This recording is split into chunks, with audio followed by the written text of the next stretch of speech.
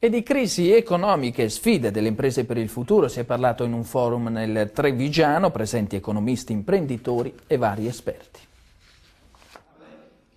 Traduce quanto viene detto dagli esperti in sintetiche parole, slogan, qualche disegno. Dal vignettista ne vengono fuori dei quadri che sono un po' la sintesi della 2 giorni del Technology Forum Ambrosetti.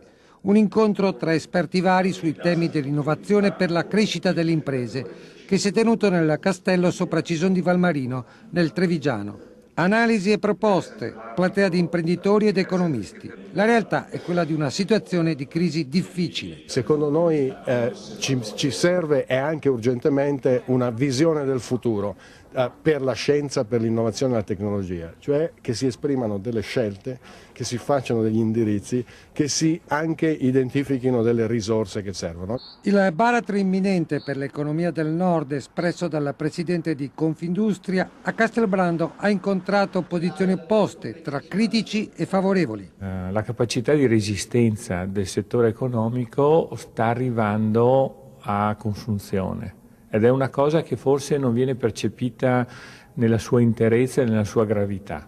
Dare spazio a chi lo merita, punto dolente è quello del credito. Alla politica chiedono di essere arbitro corretto. Alla politica non chiedo soldi, chiedo regole chiare e un terreno di gioco perfettamente liberato per tutti.